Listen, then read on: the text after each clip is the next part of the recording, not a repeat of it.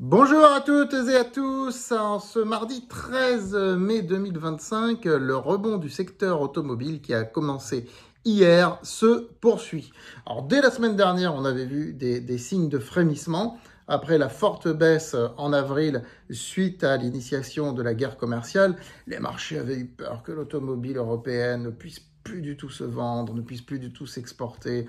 Mais c'est, comment dirais-je, c'est sociologique, hein, c'est un narratif dominant depuis un an au niveau du secteur automobile, hein, qui consiste à dire que les constructeurs vont mal, que les automobiles se vendent plus, qu'ils ne savent pas où ils en sont avec la transition énergétique, qu'il y a des acteurs chinois comme BYD qui sont en train de concurrencer tout le monde et qui vont prendre et qui vont bouffer le marché.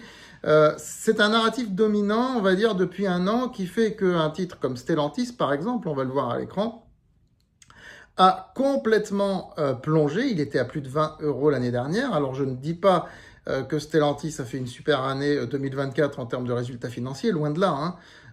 Donc 20 € c'était peut-être beaucoup, mais 7-8 €, c'est peut-être très faible. Voilà. Hein. Donc on revoit un rebond fort du secteur automobile, y compris de Stellantis depuis hier. Le titre a gagné 10% hier, il gagne encore 3% aujourd'hui. Hein, mais il faut voir d'où il vient, quoi. Il faut voir le parcours qu'a fait le titre Stellantis. Voilà, donc encore une fois, hein, Stellantis fait partie des constructeurs automobiles européens qui sont des mastodontes au niveau mondial. C'est sûr que tout n'est pas rose, mais tout n'est pas noir non plus. Donc le marché a quand même eu tendance à trop voir le verre à moitié vide. Et du coup, il y a un rattrapage qui se fait, ce qui est naturel, ce qui est normal.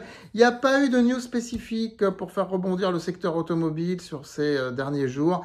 Non, c'est un phénomène de cyclicité, c'est un phénomène de rattrapage qui est tout à fait naturel et tout à fait normal. Hein, pour ma part, j'avais dit d'acheter le titre Stellantis autour de 12-13 €. Lorsqu'il a baissé à 8 €, je n'ai pas fait renforcer parce que, vous savez, moi, je fais de la recommandation réaliste. Hein, je pars pas du principe que tout le monde a des liquidités infinies. Donc, quand j'ai dit d'acheter Stellantis à 12 € et plein d'autres valeurs, et encore d'autres et d'autres et d'autres, je pars du principe que tout le monde n'a pas des liquidités infinies. Hein, donc, je n'ai pas fait renforcer à 8 €, j'avais dit de conserver sagement. De toute façon, il y a eu un beau dividende pour patienter. Et on aura d'autres, le titre va remonter, et puis voilà quoi. Je veux dire, ça n'empêche pas nos portefeuilles de gagner 18% depuis le 1er janvier. Voilà, bon.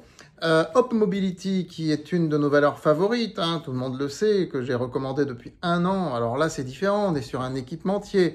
Hein, donc les équipementiers ont été dans l'ensemble moins atteints que le secteur automobile. Hop Mobility fait partie des équipementiers qui ont été les moins atteints, mais c'est normal parce que la société est formidablement diversifiée au niveau de ses métiers, qu'elle est sur tous les métiers de pointe, aussi bien des métiers liés à la transition énergétique que des métiers anciens, si jamais l'automobile à l'ancienne, comme on l'aime, je le dis moi, comme on l'aime. Hein, moi j'aime l'automobile à l'ancienne, j'aime les bons moteurs diesel, j'aime les berlines qui se conduisent bien. Voilà, je suis pas fan du tout de ces voitures électriques qui se ressemblent toutes les unes les autres. Voilà, bon, c'est personnel, excusez-moi. Donc, que ce soit dans l'automobile à l'ancienne comme on l'aime, ou que ce soit sur les modèles de la transition énergétique, Hop Mobility est présente partout et a une place partout et dans le monde entier. Donc là, le marché finit aussi par en prendre conscience et le titre est valorisé à des niveaux dérisoires. Donc par contre, on voit graphiquement que le titre revient vers ses plus hauts, ce qui n'est pas du tout le cas de Stellantis, mais encore une fois, les équipementiers ne sont pas spécialement traités comme les constructeurs, hein, donc le titre revient vers ses niveaux où il était, ses plus hauts qui étaient les siens il y a quelques mois de cela. Toujours cette résistance à 11,20 €, 11,30 € qui est très difficile à passer. Hein, voilà, mais c'est une valeur à laquelle nous tenons. Nos abonnés, nos lecteurs ont reçu toutes les recommandations qu'il faut par rapport à ça. Inscrivez-vous sur francebourse.com pour les recevoir. Voilà. Et enfin, je voudrais terminer avec une valeur qui ne fait pas partie du secteur automobile. Et ce que j'apprécie, c'est que le marché a bien compris que ce n'est pas une valeur qui fait partie du secteur automobile, même si c'est une société qui vend des voitures, c'est Aramis. Aramis, c'est un titre que j'ai recommandé depuis, qui n'était pas dans le top 20, que je ne connaissais pas, que je ne regardais pas, que je ne suivais pas au mois de janvier, mais que je me suis mis à suivre à partir de février-mars. Le titre ne rapporte pas encore des milliers et des cents. Pour ceux qui suivent mes recommandations, il est en gros à plus 10%. par rapport au cours où je l'ai recommandé il y a 2 mois, ce qui est très bien, ce qui est très très bien. Mais si vous voyez bien, Aramis n'a pas suivi sur 1 an déjà, puisque là je vous présente que des graphiques sur 1 an, n'a pas suivi le parcours des constructeurs automobiles ni même des équipementiers. Il a suivi son propre parcours. Et au moment du flash crack du mois d'avril, bah forcément tout a baissé. Donc il a baissé, mais dans des proportions beaucoup moindres, hein, beaucoup moindres que les constructeurs ou les équipementiers. Pourquoi? Parce que Aramis, le marché en a pris conscience, n'est pas ni un constructeur ni un équipementier, c'est une société qui fait des voitures reconditionnées. Et on n'est pas sur le secteur automobile à proprement parler, on est plutôt sur l'économie circulaire. Voilà, c'est-à-dire le reconditionnement, c'est-à-dire les circuits courts, etc. C'est comme ça qu'est vu le titre, en tout cas, aujourd'hui, d'où ce qui justifie aussi son PER élevé par rapport au passé, mais pas forcément par rapport à l'avenir.